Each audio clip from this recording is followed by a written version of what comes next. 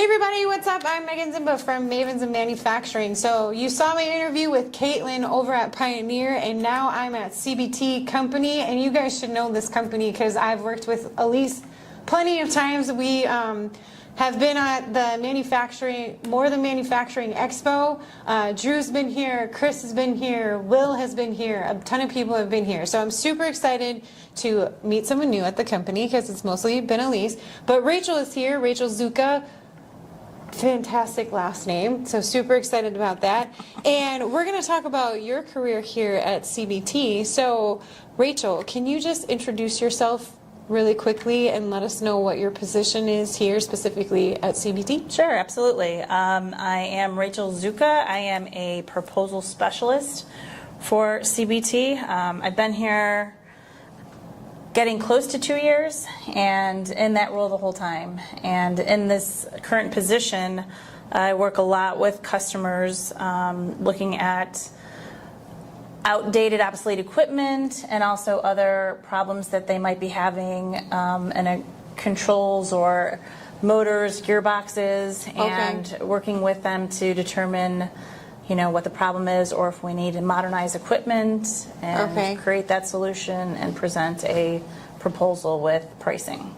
Do you also suggest if they just need to replace the whole system rather than replacing the components of it, or you just... Sometimes they're looking to determine what's really the cost-effective way to move forward. So giving them budgetary pricing to determine if a retrofit and modernization makes sense versus maybe looking at replacing the whole thing.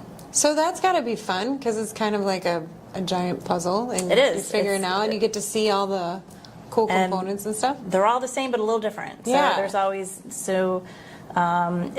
looking at that as well as we might be out there and say, well, if you replace this part, this might give you better efficiency here, or noticing some noise or something that if we could smooth out this part of the process, or any way that we could kind of bring value to the customer where they see benefits. Very cool. Well, before your position here at CBT, what did you do before that? Were you always in engineering and manufacturing? So I started in engineering and manufacturing a few years ago. And I started with Rockwell Automation, and I actually started as an intern there. So I was an intern in high school, and I just kept finding different roles within the company, and they hired me out of school, out of college, and I've determined a lot of things I didn't like to do until I landed in the service group, because it's dynamic because of the problem solving and the puzzle pieces, and getting my hands dirty, getting to site and solving those problems was interesting to me. And I did that up until the point where I made a conscious decision to take a step back from engineering and became a full-time mom to my two kids. So, and during that time I kind of transitioned to other areas I was interested in, some nonprofit work, a lot of volunteering, as well as taking a giant role in raising my two kids. Yeah, I think that's awesome though, because I feel like there have been a lot of women in this industry who thought they couldn't do that and then come back, or they could never leave, so they had to find another option for someone to come in. So I think it's refreshing to hear that you were able to take that time off and then you came back once you were okay with them. Part of the reason was I worked a lot of hours, so 50 hours would be kind of minimum, and I traveled a ton. So I couldn't see working part-time and being a mom and being successful in both arenas. So I didn't know, and maybe it was short-sighted of me to not give the opportunity for both the group that I worked with and myself to figure out a path forward, but that wasn't a common thing you saw. So they're used to me just getting it done until it's worked out, and I'm all in. So trying to work partially here and also doing this over here, I couldn't figure out how to make that happen. So I see that changing, and I'm really excited about that we're offering a lot more opportunities to create a hybrid or a part-time or a better balance to make this an option for women. Yeah. But also the opportunity to stay home too and sharpen your skill sets in other areas that being a full-time parent brings to the table, and using that once you go back into the workforce. And not everybody understands that it is a skill set to be able to balance both. But I think it's really cool that you followed your intuition, and I think that's going to be really inspirational for other women who are in this space, because there is that like mom guilt, like whether if you're doing just enough or not. And then on top of that, one of the things that I heard recently that's really exciting, I was at a conference in Colorado, and I sat next to a woman, and her company that she works with is actually offering carrier services for their breastfeeding moms. So if you're traveling, they have a whole kit for you to be able to pump and overnight ship your supply to your home so that the other party can have that available for your kid. I mean, that's fantastic. That's awesome. That and I was really like, awesome. I would have totally like did that route, but didn't go that route. But I think it's really cool. So the other thing I want to just touch briefly on, because I think this is really cool, and it's not engineering focused, but it's focused on you. You have that you were a full-time mom on your LinkedIn profile, and I just want to encourage every other mom out there to do that, because as you mentioned before, there is a certain skill set that comes along with being a parent and juggling all of the things. So I just wanted to mention that. Like, what made you think of doing that? I had a lot of friends who stayed home with their kids, and they struggled with answering the question that they got asked a lot about, what do you do? Or kind of, well, you're not doing anything, you're home all day, or you have free time, or any of those things, where I had the advantage of working full-time as an engineer, and then being home as a full-time parent, and saw what type of job that really was and the amount of work it was. So that at that time was my full-time job, and I did a lot of other stuff, as well. But all the other stuff I did was more part-time, and this was my focus. That's so cool, though. And whatever that required of me, and adapting and developing the skill set and research of whatever you needed to solve the problem that your kids gave you the opportunity to learn. That's so cool. So then, with your current role as a proposal specialist, you kind of described some of the things that you do within that role, but can you give us a more specific definition of what a proposal specialist is, and then describe what a typical day looks like? Because one of the things that I'm really trying to share with this series is, there are different positions available within manufacturing, and we're not hearing about all of them, whether we're in high school or in college or at a community school. Sometimes we find out about a position when we start working at a company and they created it. So can you give us a more specific definition of what a proposal specialist is? Sure. And I would say there's, as with any job, right, it's also what you bring to the table and where you branch out into the role. But the role in and of itself is really trying to either determine the requirements from a customer of what their problem is, or what they're trying to solve or change, and then using that to systematically present a solution fitting that criteria. And for us in my role here, a lot of that has to do with automation and updating obsolete parts and hardware, as well as helping them to actually go and modernize the programs or the software or the engineering that has to go to it when you buy the equipment. So it's looking at the equipment they need, then what are the labor or engineering steps to take that hardware, take out the old and put in the new, and how that fits for that particular customer. Like, do they have the ability to do installation on their own, or do they need help with that component, or startup services to make sure once we're done everything works as it did before, and maybe a little better. And working through all the steps, both with your internal team and your customers, to provide the scope that really matters to them. So what sort of skill sets do you need then to be a successful proposal specialist? Because I'm hearing communication. Is there writing involved? Writing. Okay. So communication, writing, and really being organized. Sometimes the inputs that you have to do the job are either insufficient or poor. So it's being very detail oriented, tracking all of these things. And even if maybe it's not an area of expertise, knowing where you have holes and then working with your team to resolve where, maybe that solution isn't complete yet, or noticing something the customer didn't ask for, but hey, if we take this out, this will break too. Maybe we need to look at how we interface, this part of the system once we remove this part of the equipment. And just staying very organized and detailed, and then being able to communicate and write that out in a more straightforward, concise, matter. Okay. Do you have to have an engineering background to be a successful proposal writer? Because one of the misconceptions with my position as a technical writer is everybody's like, well, what's your engineering background? I'm like, I don't have one. I'm just a writer. Right. Since I get into also working on what the solution looks like, that's where my engineering background is being utilized. However, if that role was being supplied by somebody else, they could also move forward and do a lot of this quote and proposal work without that background, and having all of the other, attention to detail, organization, and technical writing skills. Then they would be able to do the majority of this work. Okay.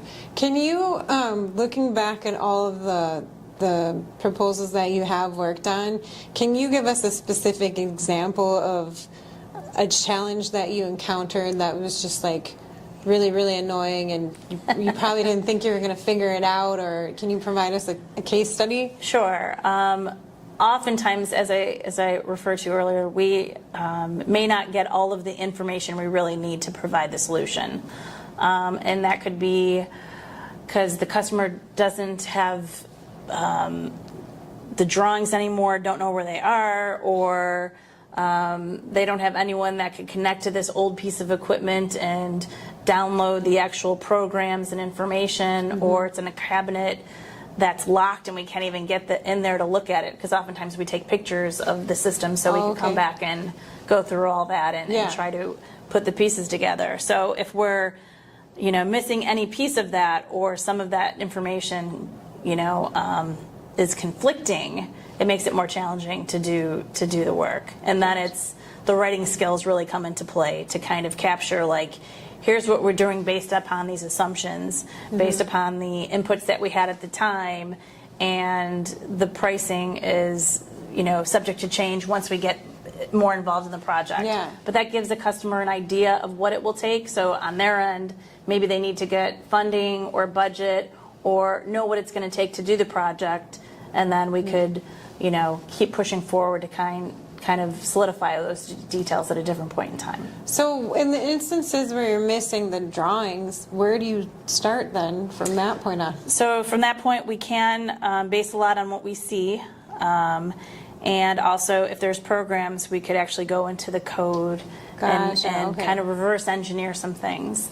And if we're doing migrations of old equipment, a lot of time that's enough to get us to determine what equipment they need. But again, there might be some questions on there, and we could just sort of contain that. But at least then we could come up with a solution that everyone could look at and have more detailed on what we need here, and bring them with follow-up questions if needed to get to that final proposal where they could know really what it's going to look like. Are you using any sort of like tools to kind of track how you're documenting everything, so then this way you're providing that information if they need to come back to you for something else? There's some internal tools that you use, but then there's a lot that just has to do with experience and organization and putting it together. But there are tools out there that can help leverage and help to go, and that Rockwell provides, that help go from older to newer, if that's what that particular opportunity is. Other than that, it's using the breadth of the company we have a lot of internal specialists here, so you leverage your team to go out to those people who have experience with sizing motors and gearboxes and those components. So there's a lot of like exciting things, especially within the automation space, that are coming out. So a few buzzwords are like AI, totally using that one. Is there anything specific with how you're writing proposals, how you're getting the information, how you're tracking that information? Are there any like trends or innovations that you're really excited about or paying attention to? Sure. Of course, AI is definitely a big one, is technical writing being part of what I'm looking at here. So any way to kind of say the same thing in a different way to reach different audiences. So even doing, presenting a solution, you're not sure who all's looking at it, and what their view is. Is it a financial perspective, or is it a technical, or is it purchasing? So sometimes trying to put the technical to words could be difficult, and AI could get you at least, help with that a little bit, and then, of course, you need to go back and make sure that it stays. It's actually correct, because there's a lot of, I've come across a lot of kinks with some of the AI stuff that it kicks back to me, and I'm like, that does not sound right at all. Sometimes when the technical jargon kind of gets really... Well, do you know in what ways CBT as a company really stays ahead of some of these cutting edge automation technologies? Because I feel like with certain businesses that are using some of these components and materials, we talk about legacy stuff all the time, and some people might not have the means to keep updating what they have to keep up with the advances. Is there certain things that CBD does or looks into to really stay ahead of the curve and like be able to help your clients out more in that regard? Sure. We're always looking at what's coming down the pipeline and how to integrate that with legacy, and how we bring customers from, especially with communication and data. That's a good example of it, of trying to gather the information from the manufacturing floor on what's going on in their production, or pieces of equipment and how that resource is being managed, and trying to pull that data, organize that data, and then present it. So the data transformation of a company. So I think we're always looking at what's coming down and how we could, transform with it and bring customers along as well, regardless of where their digital transformation begins. There's a place to get on that roadmap. I don't know. I keep seeing all of this information about data collection, and then using the data the right way and the benefits of having it, and I think I would just lose my mind trying to figure through all that data out, because it's too much. If you're collecting it without a vision of being able to organize it, then how do you present it to make it meaningful and having some value add in the end for the customer to make decisions based upon the data? So we're doing a lot of work to kind of work through those pains with a customer, knowing the automation industry and controls industry to bring some value to our customers when it comes to that. But that's one area, and just I think with who we hire and investing in training and more opportunities to stay cutting edge, and seeing how that fits to serve our customers. It's really interesting time, because we do have these workforce issues and challenges, and companies are struggling to find certain talent for certain positions. So you made an excellent point. For us to be able to stay cutting edge and ahead of the curve, we need those minds to come in and really share their knowledge, and if they're not coming through the door, it's going to be difficult to do that. So I want to talk to you about your time here, because you've only been here for 2 years, and that's still still new, I think, in my opinion. I would say so. So the time that you've been here, you know, coming back from, I don't know if you want to call it a sabbatical, was it? I called it specifically an engineering sabbatical. How's that? We'll take it. And I also noticed too in your profile you're a yoga instructor, so I think that's super, super cool. What has been your most rewarding project since you've been back, or was there one at Rockwell that kind of? Of course, there's been several for different reasons. I think since I've started at CBT, I'll focus there.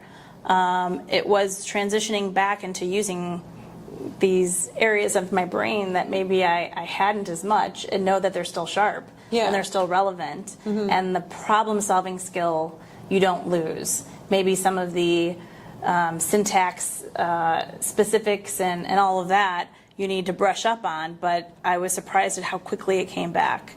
And being able to, again, apply that to a project where I wasn't comfortable, and it was an area that isn't even in my background, so it's not that I forgot it, I didn't have it, but try to adapt to learn, to research, and then be able to put together a solution and an answer. And the first few where I felt it came together and had a sound solution to present to a customer where they also saw value was very rewarding. Yeah, that's a fear and a doubt that you have once you re-enter. Am I still current? Am I still relevant? Point. So discovering that was pretty amazing. So how do you personally keep up with what's going on in the industry, because things are ever changing, and you know, everybody's talking about, well, continuous improvement, always learn, always be curious, always train.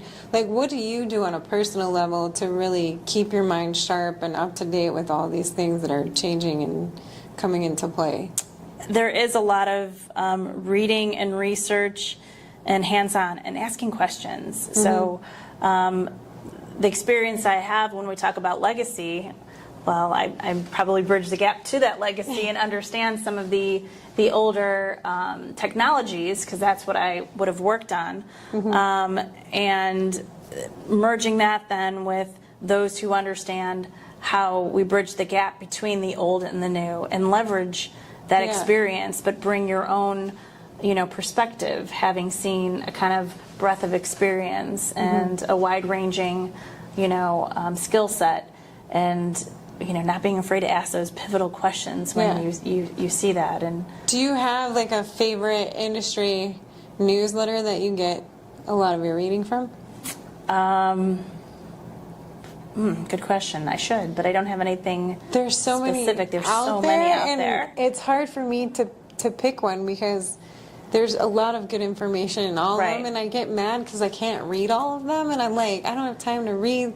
So I have like a ton of bookmarks, more than I probably should have, with content that I haven't read in like months. So I just was curious to see if you had that, because that's a continuously talking point of, you got to stay up to date, and there's so many resources out there, so I'm trying to get a list. Working with a lot of Rockwell Automation products, clearly I'm on their literature and their knowledge base and the information that they provide, which is, a breadth of information right there. But, Google still works really well to pull up the information if you again ask questions from whatever resource you can. Well, what advice would you give to anybody considering, wanting to enter this field of automation engineering, especially like maybe moms who left and want to come back but might be afraid to take that step towards coming back? What sort of advice would you give to them?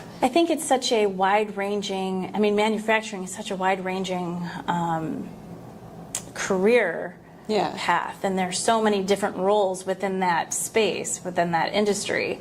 So there's a place for everyone, and not just for everyone, but for the position you might find yourself in, being, your personal requirements and what you have there in your professional, and you might just have to be a little more patient to find where that fits. Yeah. But, you know, finding a good fit so you're not in conflict in one arena or the other, because that makes it really difficult to feel productive and rewarded. You know, if your time at work is interfering with your time at home and vice versa, it becomes challenging. And try to find people who understand that and support that and work with you to find how that would serve everybody. Because if you find that sweet spot, everybody benefits. Yeah, absolutely. But I think there's just a lot of, you know, I was in the field getting my hands dirty, engineer in the plant, and now I'm more, you know, in front of a desk, more writing, and that works for where I'm at this moment in time, and a good, you know, stepping stone to whatever, you know, place I go next. Yeah. I think it's interesting that depending on where you're at in your career, what you value and think is important changes. So just to keep that in mind. So if you do start to become unhappy, don't be afraid to like change it. Because I never liked sitting behind a desk, and I do it a lot now because I'm writing more, but I'm also traveling more, which I didn't like. But it's ever constantly changing. It's kind of annoying, but it's fun. I like doing it. I do want to give you a chance to ask our audience a question. So if you had one ask for our audience, what would your ask be? And if you can't think of one, the other thing is maybe a call to action for anyone tuning in. I mean, I would just ask again to utilize that intuition and don't be afraid to be creative. Again, I said I think I was short-sighted earlier in my career to not see how I could have found a balance, but maybe that balance was there and we could have figured that out. As well as then when you enter back in, just find that place where you know you're bringing value to the table and encourage yourself and also in others when you see them. You know, just there's a role there in a way, even if it's not, here's what the job description is. Well, it might bleed over to this one and that one might bleed over and there might be a new way to look at that. You might make a new position. You might. That they never needed, but now it's invaluable. Great. Well, Rachel, I do want to give you a chance to, if anybody has questions specifically for you concerning their components or any of their legacy stuff, what is the best way to reach you and get in touch with you? I mean, through LinkedIn for sure, and also, could we put information on? Yeah, I can definitely leave it in the notes. So okay, if so you want I could put an email link or something like that. Awesome. So that'd be great. We will get Rachel's email link in the comment section or in the, however I set this up. The email will be in there because I'm still trying to put that together in my mind because that's how it works. But yeah, we will get that information together and then make sure you reach out. And also too, if you're a mom listening in, please consider putting that on your profile because I think that's a brilliant idea. And you know, don't feel guilty for being a mom and a worker or wanting to take time off. It's awesome. So Rachel, thank you so much. To all those tuning in, we got a couple more interviews for this series, and then we're going to be doing a panel discussion tomorrow, but that might not be filmed. But I appreciate you guys' support and encouragement. So if you want more inspiring stories from Mavens of Manufacturing, please subscribe to my YouTube channel. I've interviewed over 180 some women in engineering and manufacturing, and they're doing some really cool things. So check it out. Thanks, everybody.